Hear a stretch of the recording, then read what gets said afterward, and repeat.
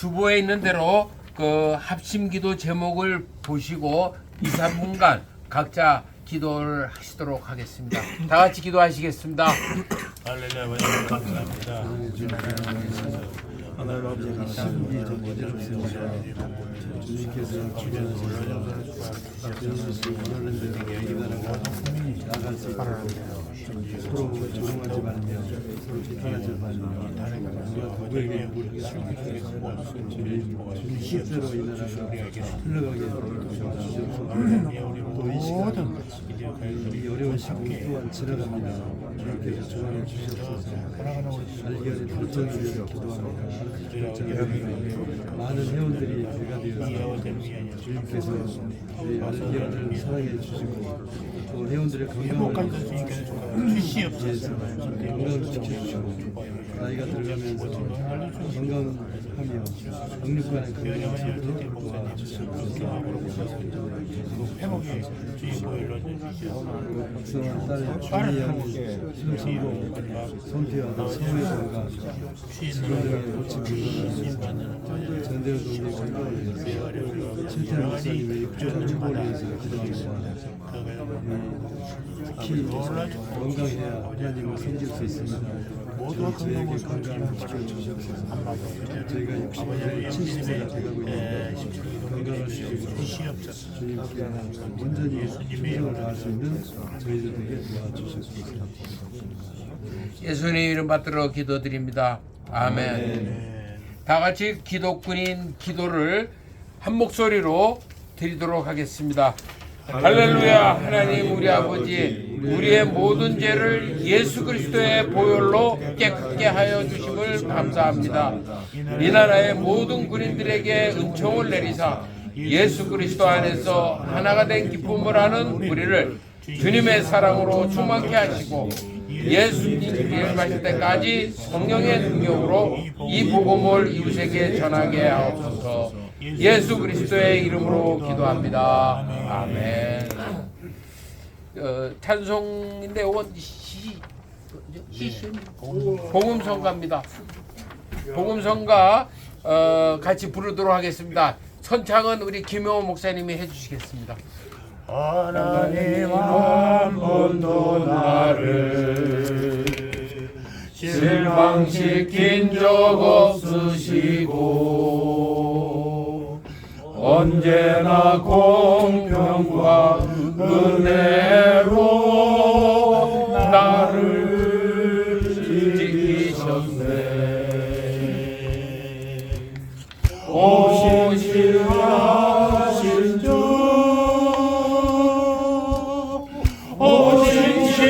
오신실하신 주 내 너를 떠나지도 않으리라 내 너를 버리지도 않으리라 약속하셨던 주님 그 약속을 지키사 이후로도 영원토록 나를 지키시리라 확신하네.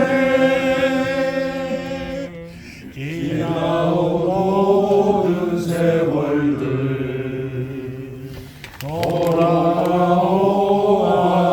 돌아오아도 그 어느 것 하나 주의 손길 아미친 것 전혀 없네.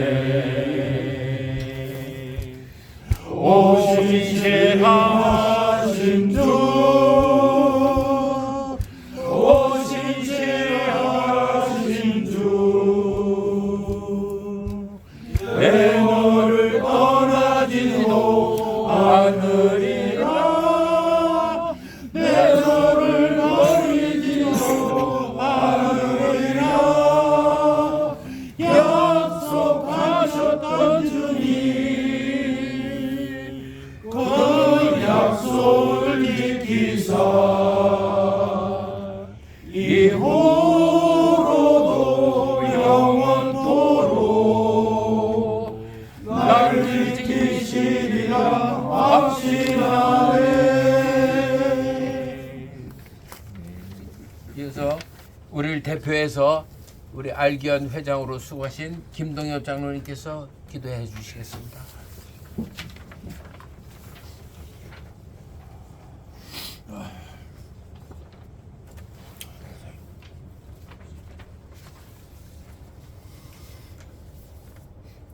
전능하신 하나님 아버지, 올 한 해도 각자의 삶 속에 은혜 베풀어 주시고 지금까지 오게 인도하신 것을 감사드립니다. 저희 육신의 건강을 지켜주시고 저희에게 필요한 것들을 공급해 주시며 무엇보다 죄악에서 벗어나 천국 소망 속에 살아가게 하신 것을 감사드립니다. 부족하고 어리석은 저희들이지만 하나님께서는 오래 참으시고 기다리시며 끝까지 저희들을 선한 길로 인도하실 것을 믿습니다. 오늘 저희가 ROTC 17기 신호회로 이곳에 모여 하나님께 예배드립니다. 이 자리에 성령이 함께 하셔서 신령과 진정으로 예배하게 하시고 하나님 홀로 영광 받으옵소서. 올해는 17기가 알기원의 집행부를 맡아 한 해 동안 알기원을 섬기며 맡은 역할을 잘 감당하게 하신 것을 감사드립니다. 겨울 수련회로부터 시작해서 여름 수련회에 크고 작은 여러 가지 행사를 치르면서 하나님의 인도하심이 저희와 함께 하시는 것을 순간마다 느낄 수 있었습니다. 알기원 산하 많은 모임과 지혜가 활발하게 활동하도록 인도하신 것을 감사드립니다.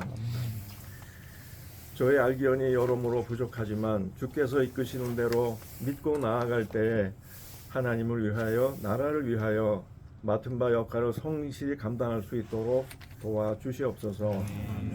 내년에 알기원의 집행을 이어갈 황종식 회장과 17기 회장단에게 힘과 능력을 더하여 주셔서 새로 이전한 신길교회에서 정성으로 드리는 예배와 함께 알기원이 크게 부흥하는 역사가 일어나게 하옵소서. 지난 한 해 동안 17기 신호회를 이끌어온 정성건 회장을 비롯한 임원 진행 노고를 친히 위로해 주시고 합당한 복을 내려 주옵소서. 17기 신호회 동기들이 합심하여 믿음의 공동체를 이루게 하시고 서로 격려하고 위로하며 은혜 나누게 하옵소서.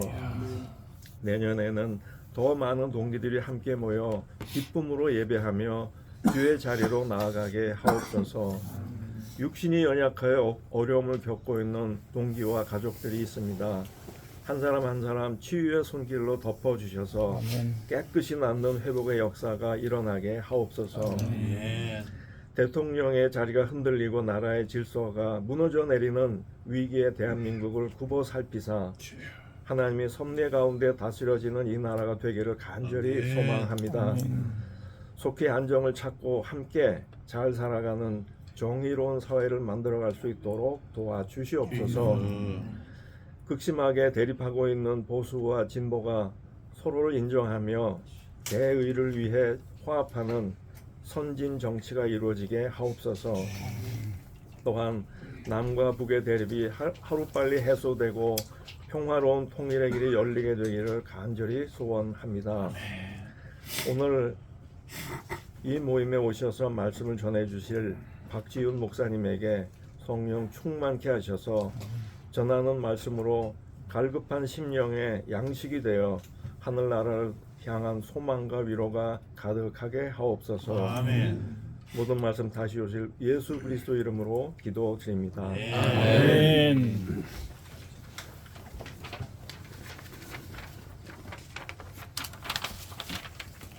오늘 저희에게 주시는 성경 말씀은 고린도전서 4장 1절에서 2절 말씀입니다. 많이들 오셨기 때문에 또 내용이 짧으니까 합독으로 하도록 하겠습니다. 사람이 마땅히 우리를 그리스도의 일꾼이요 하나님의 비밀을 맡은 자로 여길지어다. 그리고 맡은 자들에게 구할 것은 충성이니라. 아멘.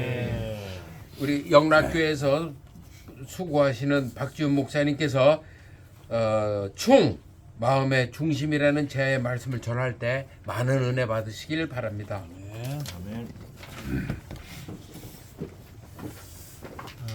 안녕하세요. 먼저 인사드립니다. 저는 111 학군단 2001년에 임관한 39기 박지훈 목사입니다. 우리 영락교회 알기엄만 열심히 모인 줄 알았는데 우리 특별히 17기 우리 선배님들이 이렇게 열심히 모여주셔서 감사하고 우리 39기 신우회가 이렇게 아직쯤 딱 없는데 이렇게 우리 선배님들 하시는 것처럼 우리 후배들도 잘 믿음의 그리스도인 장교들이 잘 모이면 좋겠다 이런 소망을 해봅니다. 우리가 하나님 앞에 설 때까지 우리에게 주신 이 소명을 따라서 또 우리 과거에 마음을 주셨던 또 경험과 모든 것들을 통해서 이 나라를 위해서 같이 기도하고 또 하나님의 나라를 위해서 열심히 함께 정진해 나가는 귀한 우리 17기 우리 알기현 선배님들 되시기를 예수님의 이름으로 축원합니다. 이런 얘기가 있죠. 인사만 잘해도 성공한다라는 말이 있는데 정말 그런 것 같아요. 가끔 식당을 가면 굉장히 불친절한 식당들 있지 않습니까? 희한하죠. 다 돈을 잘 벌기 원하면서도 인사만 잘해도 그래도 손님들이 더 올 텐데 그러지 못하는 걸 보면서 돈 드는 것도 아닌데 못하나라는 생각이 듭니다. 그런데 정말 인사를 잘하는 게 참 필요합니다. 전도를 할 때도 웃으면서 인사하지 않고 전달한다면 누가 그 교회를 갖고 싶겠습니까? 그래서 미인대칭 전도법이라는 걸 들어보셨는지 모르겠어요. 미소로 인사하고 대화하고 칭찬한다 막 이런 것인데 미소로 인사를 하는 게 참 필요하죠. 중요하죠. 특별히 우리 대한민국 군인들은 군대에 가서 제일 먼저 배우는 것이 다른 것이 아니라 경례이지 않습니까? 저도 이제 3학년 때 학군단을 하면서 경례를 배우는데 이렇게 반드시 세우는 게 왜 이렇게 어려운지 그러면서 각도하고 막 이런 것들을 많이 연습했던 기억이 납니다. 자세를 바르게 잡는 것도 중요하지만 더 중요한 게 무엇이냐? 그 구호를 굉장히 힘차게 하는 것이죠. 그래서 우리 선배님 때는 더 했겠지만 요즘엔 그렇지 않은 것 같더라고요. 근데 저희 때만 해도 이제 캠퍼스가 쩌렁쩌렁 울릴 정도로 저기 멀리 보이는 선배가 조그맣게 보이는데도 거기에 대고 크게 경례를 하고 지하철 맞은편에 또 우리 학교 선배가 아닌데 다른 선배 보면 경례도 하고 했던 기억이 납니다. 주변이 뭐라고 하든 그런 눈치가 눈치가 보이더라도 선배한테 경례를 크게 했던 그런 기억이 있는데 왜 군대가 그렇게 크게 충성이라는 구호를 외치는 건가? 다른 것이 아니라 군인에게 가장 필요한 덕목이 바로 충성이지 않겠습니까? 충성이라는 것이죠. 그리고 이 충성이라는 것은 일반 군인만이 아니라 주님의 군대인 우리 모든 그리스도인에게 반드시 필요한 것이 바로 이 충성이라는 것입니다. 오늘 본문에 이렇게 얘기하잖아요. 사람이 우리를 그리스도의 일꾼이요 하나님의 비밀을 맡은 자로 여길지어다 라고 이야기를 해요. 그리고 맡은 자에게 구할 것은 무엇입니까? 충성이라고 이야기합니다. 먼저 이렇게 얘기해요. 우리를 그리스도의 일꾼으로 여기는데 이 충성은 남자들에게나 또 군인들에게만 필요한 것이 아니라 하나님의 일꾼으로 부름받은 우리 모두에게 필요하다라고 이야기를 하는 것입니다. 우리를 무엇이라고 부르느냐? 하나님의 비밀을 맡은 자라고 불러요. 하나님의 비밀을 맡은 자. 하나님의 비밀을 맡았다는 것이 어떤 것일까요? 여러분 하나님의 비밀을 아십니까? 어디 가면 이런 얘기를 해요. 이거 우리만 아는 거야. 비밀을 알려줄게. 이렇게 얘기를 한다면 거의 90%의 확률로 이단인 경우가 많습니다. 이것은 다른 데에 모르는 거야, 우리만 아는 거야, 이렇게 얘기하는 데는 뭐 신천지나 영적인 해석을 한다고 하는 그런 잘못된 데가 많다는 것이죠. 비밀이라고 하는 이 단어가 미스테리온이란 것인데 영어로는 미스테리라고 번역을 했습니다. 이것이 시크릿이 아니라는 거예요. 비밀이 아니라 남들이 알면 안 되는 그런 비밀이 아니라 이런 미스테리온, 신비한 거다, 놀라운 거다라는 것이죠. 그리고 이 비밀은 모두에게 공개된 것입니다. 이것을 골로새서 1장 27절에 이렇게 얘기해요. 이 비밀은 무엇이냐? 이 비밀은 너희 안에 계신 그리스도니 곧 영광의 소망이니라 라는 것입니다.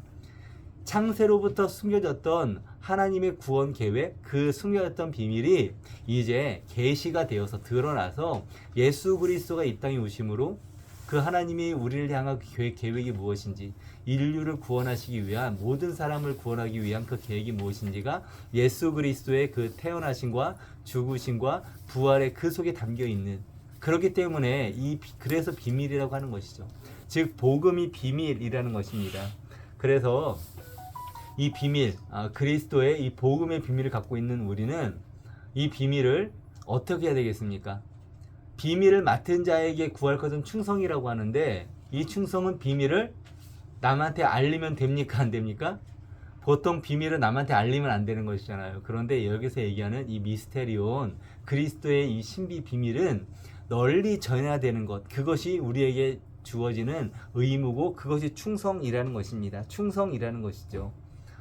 그런데 여기서 얘기할 때 이 충성을 하나님이 우리에게 원하시는데, 그리스도의 비밀을 맡은 자로서 우리가 충성되게 이 복음을 전하기도 하고 그 복음에 따라서 살아야 되는 충성을 우리가 받도록 우리에게 요구되는데, 충성이란 무엇이냐? 오늘 설교 제목이죠. 충이라는 한자가 뭡니까? 마음의 중심, 그 가운데 중자에 마음이 있는 것 아닙니까? 충성이라는 것은 마음의 중심을 드리는 것, 그것이 충성이라는 것이죠. 단순히 구호만 크게 외친다고 그것이 충성이 아니라는 것입니다. 이런 생각을 해보죠. 이등병이 이제 군대에 가서 그 고참한테 엄청나게 맞기도 하고 꾸사리도 듣고 참 힘들, 그 속에 미움이 있고 정말 살인 충동까지 느낄 정도로 괴롭힘을 당한다고 생각해 봅니다. 그런데도 불구하고 그 앞에서 그 고참한테 충성이라고 크게 외치면 그 이등병이 그 고참한테 충성을 하는 것이겠습니까? 그렇지 않죠. 말만 충성하는 것이 아니라 그 마음을 드리는 것, 그것이 충성이라는 것입니다. 마찬가지로 우리도 하나님께 충성을 한다고 할 때 입으로만 충성을 하는 것이 아니라 우리의 마음을 드려야 되는 것, 그것이 진정한 충성이라는 거예요.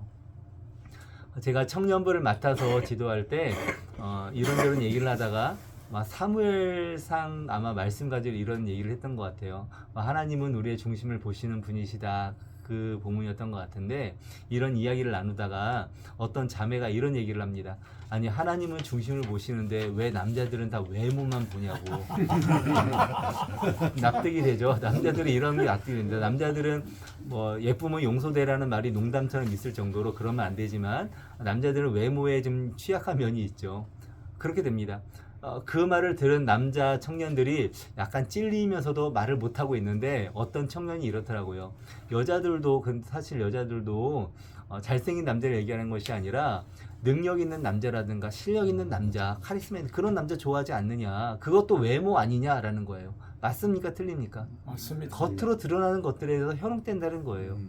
그렇게 약간 남녀 간의 갈등이 있을 것 같아서 제가 정리를 좀 해줬죠. 하나님은 중심을 보시는 분이시지만 우리는 하나님입니까? 아닙니까? 아닙니다. 우리는 하나님이 아니기 때문에 우리는 중심을 볼 수가 없어요. 겉으로 보여지는 것만 봅니다. 그 남자들은 비디오에 약하고 여자들은 오디오에 약해서 여자들은 좋은 말, 달콤한 말, 중저음 이런 목소리를 좋아하고, 남자들은 그런 눈에 보이는 것에 현혹되는 경우들이 많죠. 다 주의할 것입니다. 거기에 속으면 안 되지만 우리의 약함을 알아야죠. 외모보다 중심이 중요한 걸 알지만 우리는 중심을 제대로 볼 능력이 우리에게 없다는 거예요. 겉으로 보이는 것에 우리는 현혹됩니다. 저도 이게 좀 나이가 들면서 죄송합니다 이런 표현을 해서, 이제 좀 전도사님도 있고 이렇게 아래 분들이 계시잖아요. 옆에서 이게 좋은 말을 해주는데 이게 칭찬인지 아부인지 구분하는 게 참 어렵습니다. 아부는 하는 사람하고 듣는 사람 빼놓고 나머지는 다 안 돼요. 듣는 사람 모른다는 것입니다. 그 말만 듣고서 우리는 넘어갈 때가 많아요. 우리는 그 사람의 중심을 알기는 굉장히 어렵습니다. 제가 이걸 절실하게 깨달은 적이 있는데, 개인적인 경험이라기보다 제가 2006년에 몽골에 1년 동안 선교를 다녀온 적이 있습니다. 그때가 몽골 선교 15년이 돼서 이제 15주년 컨퍼런스라고 해서 그 선교사님들 다 모여서 같이 선교의 그 경험도 나누고 또 뭐 이런저런 회의도 하고 했던 일입니다. 그때 이제 초창기에 들어오셔서 한 15년을 선교한 시니어 선교사님이죠.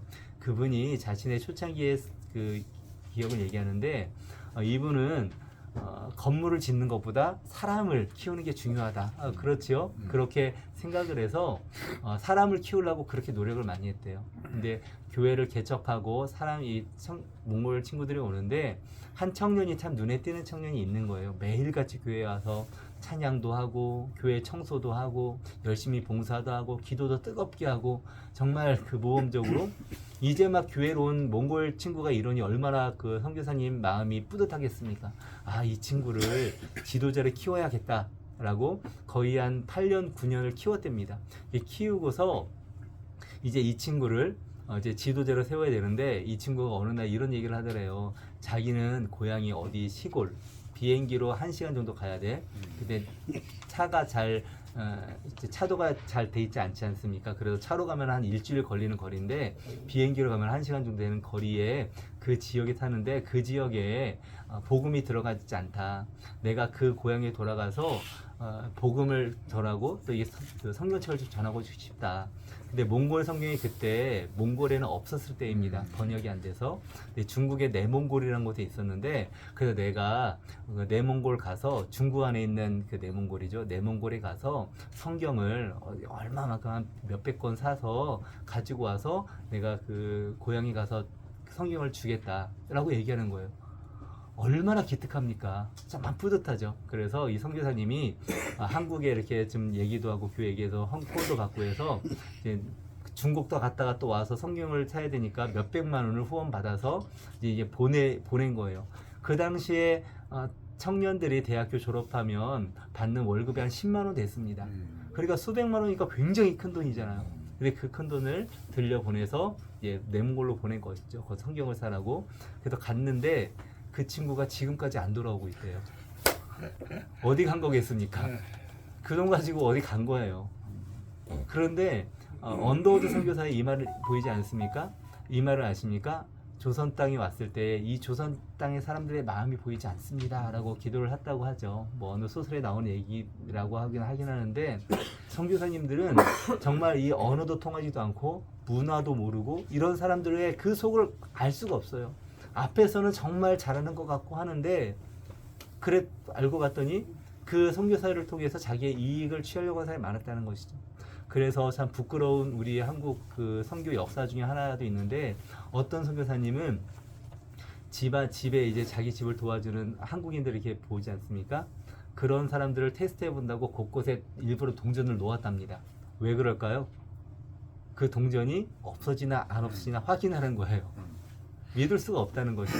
그래서 훔쳐 같은 거 걸리면은 뭐 혼내서 쫓아내고 했다는 거예요. 아무리 선교사가 그 현지인들을 사랑하는 마음으로 정말 다 줄 것처럼 왔다 할지라도 그 믿던 사람한테 뒤통수를 맞고 또 발등을 지키면 정말 마음이 아프고 힘들고 힘들죠. 그래서 그 선교사님도 수년이 지났지만 그 아픔이 아직도 있다는 거예요. 그러면서 그 경험들을 공유를 했던 기억이 납니다. 다른 사람의 마음을 알지 못해요. 그 속을 알지 못하는 것이죠. 충성이라는 것은 단순히 우리가 열심히 섬기는 것만을 얘기하지 않습니다. 그 마음을 진짜 하나님께 드려야 된다는 것이에요. 우리도 우리 연말이 돼서 아마 각 교회들도 그 항존직들 투표하고 이럴 터인데 가끔 이런 생각을 합니다. 우리 교회 영락교회도 집사가 되고 안수집사 되고 장로되고 굉장히 힘들거든요. 그런데 어떤 분이 새로 왔는데 정말 예배 때마다 맨 앞자리에 앉고 여기저기 봉사하고 이러면 우리 같이 큰 교회라 할지라도 영락교회 같이 큰 교회라 할지라도 눈에 확 띕니다. 어느 정도 규모가 있는 교회인데 만약에 젊은 사람이 와서 두 사람이 부부가 내외가 정말 모든 예배 다 오고 새벽 예배 나오고 막 이렇게 한다면 눈에 확 띄어서 얼마 지내보지 않았지만 그 사람이 괜찮은 것 같다고 생각하지 않겠습니까? 직분 주지 않겠습니까? 그런데 그렇게 졌다가 알고 봤더니 이분이 신천지였어요. 이런 경우들이 예전에 종종 있었죠. 사람 마음을 알 수 없다는 거예요. 충성이란 겉으로 보여주는 것만 하는 것이 아니라 정말 마음의 중심을 드리는 것, 그것이 진정한 충성이고 하나님이 우리에게 원하시는 것은 무엇이냐? 그 마음의 중심을 내게 주기를 원한다라고 이야기하는 것입니다. 아무쪼록 우리 모두 하나님 앞에 진실된 마음으로 우리의 충성을 주님께 드리는 귀한 일꾼 되시기를 예수님의 이름으로 축원합니다. 이 충성이라는 단어를 얘기할 때 우리가 좀 간과하는 것이 있어요. 저도 몇 년 전에 지금 이렇게 연구를 하다가 알게 됐는데 이 충성이라는 단어를 헬라어로 뭐라고 번역하냐면 피스티스라고 합니다. 근데 혹시 들어보셨나요? 피스티스가 무슨 단어인지? 믿음이라는 단어예요. 믿음. 즉 충성이란 단어랑 믿음이란 단어를 같이 쓴다는 말입니다. 우리가 보기에 믿음이란 말과 충성이란 말이 같은 말입니까? 다른 말입니까? 다른 것 같잖아요. 그런데 성경에서 오늘 본문에 나오던 본문도 맡은 자에게 구할 것은 충성이니라 할 때 이 충성은 피스토스, 믿음을 얘기하는 것이고, 다른 곳에도 대표적으로 갈라디아서 5장 22절에 성령의 열매 나올 때 거기에 충성 나오잖아요. 그 충성이라는 단어도 피스토스입니다. 성령의 열매도 피스토스라고 얘기하는 거예요.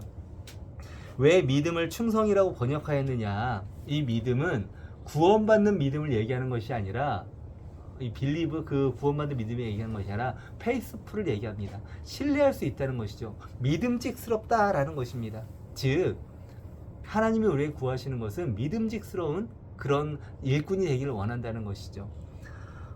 그래서 여기서 볼 것은 믿음이라는 것이 두 가지로 볼 수 있어요. 무슨 믿음이냐면, 첫 번째는 우리가 하나님을 믿는 믿음입니다. 천국 가는 믿음이기도 하죠.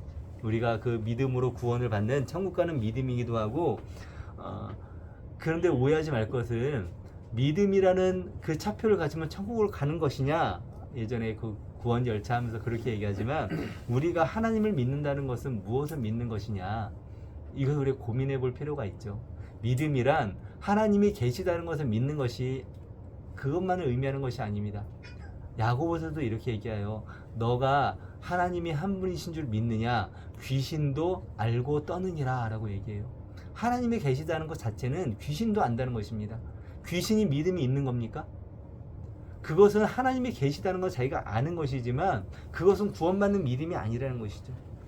그 믿음은 하나님의 존재를 믿는다는 것이 아니라, 하나님을 믿는다는 것은 예수 그리스도를 우리에게 보내주셔서 죄로 인하여 죽을 수밖에 없는 우리를 건져주신 그 하나님의 사랑을 믿는 것을 얘기하죠. 그 십자가 구원을 믿는 것이죠. 하나님이 나를 사랑하셔서 나를 포기하지 않으셔서 나를 이토록 사랑하셔서 구원하셨다는 그 하나님의 사랑을 믿는 것, 그것이 믿음이라는 것입니다. 그리고 그 믿음은 천국 가는 믿음만이 아니라 연장선 속에서 이 땅을 살아갈 때도 하나님이 나를 사랑하셔서 포기하지 않으신다. 우리가 기도하면서 포기하지 않고 절망하지 않고, 특별히 우리 한국 사회가 굉장히 지금만이 아니라 과거부터 굉장히 어려운 시기, 지금도 혼란하지만 사실 과거에는 더 혼란한 시기 많지 않았습니까? 일제강점기부터 해가지고 진짜 전쟁을 겪었으니까 우리 인구의 4분의 1이 거의 죽었을 정도의 처참한 전쟁을 겪었을 정도로 참 힘든 세월을 지나왔는데, 그 힘들고 고단한 세월 속에서도 우리 믿음의 선배들 절망하지 않고 그 속에서도 소망을 가지고 살아오지 않았습니까? 전쟁 이후에 한국 사회가 가장 큰 어려움을 겪었을 때는 아무래도 IMF 때가 아닐까 싶어요. 저 학생 때였는데 그때 저는 직접적으로 그 고통을 못 느꼈죠. 그냥 간접적으로만 느꼈지만, 그렇지만 온 나라가 다 망할 것처럼 되지 않았습니까? 진짜 망할 위기였는데, 제가 그때 느낀 게 있습니다. 희한하게 뉴스를 보거나 읽어보면 다 절망적인 소리밖에 안 나오는데, 교회를 가면 목사님들이 항상 이 얘기를 했어요. 위기는 기회다. 소망이 있다. 소망을 선포하는 것입니다. 우리 믿음의 사람들 어떤 어려움이 있다 할지라도 절망하지 않고, 하나님이 우리를 붙잡아 주시니, 우리를 사랑해 주시니 우리를 끝까지 인도하신다. 그 믿음을 가지고 살아가는 것, 그것이 우리가 갖고 있는 믿음인 것입니다. 이렇게 믿음이란 우리가 하나님을 믿는 믿음인 것이죠. 풍랑 가운데 있다 할지라도 그 풍랑 속에서 우리를 보호하시는 하나님을 믿는 믿음이 있는 것이고, 그리고 두 번째 믿음 말씀드리고자 하는 것은 우리가 잘 생각지 않는 믿음인데, 무슨 믿음이냐? 하나님이 우리를 믿어주는 믿음입니다. 방향으로 하면 위에서 아래로는 믿음이죠. 이게 무슨 말이냐면, 하나님이 우리를 믿을 만하다고 얘기하신다는 거예요. 대표적으로 마태복음 25장에 달란트 비유 있지 않습니까? 그때에 이렇게 5달란트 남긴 종에게 이렇게 얘기하죠. 잘하였도다 착하고 충성된 종아, 내가 작은 일에 충성하였으니 내가 많은 일로 너에게 주겠다, 이런 말씀하시는데, 여기서의 충성이 단어가 무슨 단어냐? 피스토스라는 단어예요. 즉 하나님이 이렇게 얘기하신 것입니다. 잘하였다 착하고 믿음직스러운 종아라는 거예요. 그 믿음직스러운 종이니까 내가 많은 것으로 너에게 맡기겠다라고 한다는 것이죠. 여러분들이 사역하는 어떤 사업체라든가 또는 우리가 먼 길을 떠날 때 우리 가족을 맡길 사람이 있다면 누구한테 맡기겠습니까? 가장 믿음직스러운 사람에게, 가장 충성스러운 사람에게 맡기지 않겠습니까? 하나님이 그 마태복음 25장 달란트 비유에서 얘기할 때 너가 정말 믿음직스럽구나, 내가 이제 더 많은 것을 너에게 주겠다라고 맡겨주신다는 거예요. 하나님이 우리에게 바라시는 것은 그런 충성됨, 믿음직스러움을 우리에게 요청하신다는 것입니다. 오늘 본문에서도 이렇게 얘기하는 것이죠. 우리에게 바라는 것이 이런 신뢰라는 것입니다. 맡은 자에게 구할 것은 충성이니라. 믿음직스러운 우리를 바라보고 있다는 것이죠. 자, 아브라함이 믿음의 조상이라고 얘기한 아브라함이 이삭을 바쳤을 때 그때서야 하나님이 내가 너를 이제 너가 나를 믿는지 내가 이제 안다라고 이야기하죠. 너가 내 독자까지 아끼지 않았으니 내가 이제야 하나님을 경외하는지 아노라라고 얘기합니다. 그리고 그것을 하나님이 의로 여겼다라고 얘기해요. 이것을 아브라함이 하나님을 믿었다라고 얘기하는데 하나님은 이때 뭘 깨달은 겁니까? 아, 아브라함 믿을 만하구나, 신뢰할 만하구나, 너가 정말 나를 사랑하는구나, 이것을 그때 알았다라고 이야기하지 않습니까? 우리는 하나님 앞에 참된 신뢰를 얻어야 된다는 것이죠. 마지막으로 제가 그 전도사 시절에 그 영등포에 있는 영웅교회 이렇게 그 전도사로 섬겼었거든요. 그때 제가 좋아하는 부목사님 한 분 계셨습니다. 참 열심히 하셨어요. 말씀도 좋고 옆에서 지근거리에서 같이 지내니까 정말 목사님답고 참 존경하는, 성실하기도 하고 참 좋은 목사님이었는데, 근데 이분이 낮에 사무실에서 자주입니다. 종종이 아니라 자주 주무시는 거예요. 여러분, 사무실에서 자면 됩니까, 안 됩니까?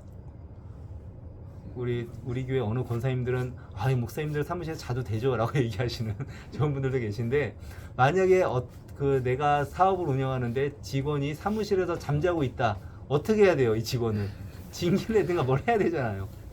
그런데 이 목사님이 사무실에서 주무시는 거예요. 저는 이제 그 목회 처음 전임이었으니까 그 목사님이 거기서 주무시는 거 보고 좀 약간 당황스러웠어요. 그래서 그 사무실에서 자면 되나? 이런 생각을 했는데, 그런데 어떤 그 권사님이 보신 거예요. 보시면은 약간 좀 들키면 안 되잖아요. 근데 그 권사님이 딱 보시면서 우리 목사님 새벽에도 설교하시고 저녁에도, 어제 저녁에도 그렇게 심하고 얼마나 피곤하시면 주무실까? 그걸 좋게 보시더라고요. 제가 그때 깨달았습니다. 목회할 때 큰 힘이 되는 것은 교인들의 신뢰를 얻는 거구나. 자는 것이 문제가 아니라 그것을 이 성도들이 어떻게 깨닫는가. 사실 요즘에는 이런저런 이슈들이 있어서 이제 교회 목양실에 다 그런 침대 같은 거 없었지만, 예전 목회자들은 목양실에 침대가 있었습니다. 왜 그러겠습니까? 집에 가서 쉬지를 못하니까 새벽에 하고 잠깐 자고 일어나서 가고 막 그렇게 교회가 집인 것처럼 이렇게 살았던 것이죠. 요즘에는 워낙 이슈들도 있고 또 시대도 바뀌고 해서 그렇지 않지만, 중요한 것은 무엇이냐? 그분이 어떤 삶을 살았는가를 평소에 보여줬기 때문에 이분이 어떤 일을 해도 그걸 신뢰로 받아들인다는 것이죠. 예전에 제가 어떤 분에게 오해를 받은 적이 있어요. 많이 그런 일이 많지는 않지만 어떤 이런저런 일로 오해를 받았어요. 그때 저는 오해를 받으니까, 여러분 살면서 오해받을 때 있지 않습니까? 오해받으면 어떻습니까? 기분이 나쁘죠. 나를 어떻게 보고 그런 사람으로 만나, 오해될 수 있는데, 기분이 나쁠 수 있는데, 한편으로 이런 생각이 들더라고요. 내가 평소에 저분에게 신뢰를 얻지 못했구나. 평소에 내가 어떻게 했으면 저분이 나를 그렇게 오해할까? 나를 돌아보게 되더라고요. 물론 오해한 그분 잘못도 있지만 그렇게 살지 못한 내 잘못도 있다는 것입니다. 나를 돌아봐야 한다는 것이죠. 우리는 하나님 앞에 어떻게 살아야 되느냐, 다른 것이 아니라 하나님이 우리를 보시면서 믿음직스럽구나, 그 칭찬을 받아야 되지 않겠습니까?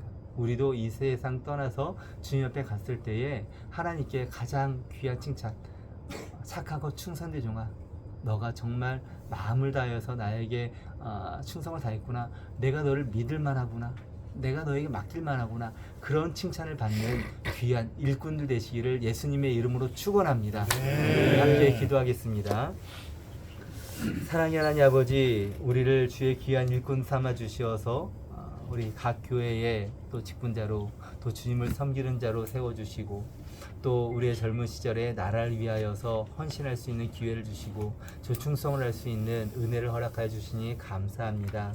하나님, 주님께서 우리를 이제까지 인도하여 주시어서 함께 모여서 기도하고 살아가는 우리 17기 알기온으로 모이게 하셨사오니 하나님, 이 모임이 하나님의 뜻과 계획 가운데 있는 줄 믿습니다. 함께 기도하며 나라를 위해 기도하고 또 이데올로에게 빠지는 것이 아니라 믿음 가운데 우리가 이 나라를 위하여 참된 거룩한 나라 될 수 있도록 마음을 합하여 기도하는 복된 우리 17기 신우회 될 수 있도록 인도하여 주시옵소서.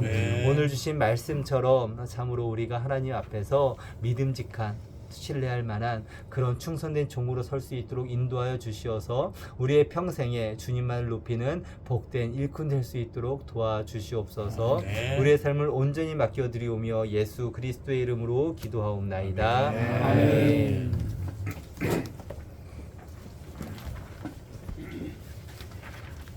목사님 말씀에 많은 은혜 받으신 줄 믿습니다. 네. 찬송가 218장 다 같이 부르시도록 하겠습니다.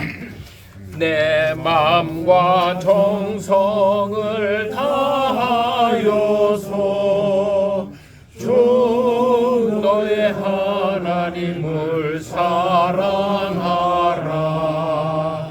내 몸을 아끼고 사랑하는 형제와 이웃을 사랑하라. 주께서 우리에게 명하시니 그 명령 따라서 살아가리. 널 미워해치는 원수라도 언제나 너 그렇게 사랑하라. 널 핍박하는 자 위해서도 진실한 마음으로 목을 빌라. 주께서 우리에게 명하시니 그 명령 따라서 살아가리. 나 항상 주님을 멀리하고 형제를 사랑하지 못하였다. 이러한 죄인을 사랑하사 주께서 몸 버려 죽으셨다. 속죄의 큰 사랑 받으니 내 생명 다 바쳐 충성하리.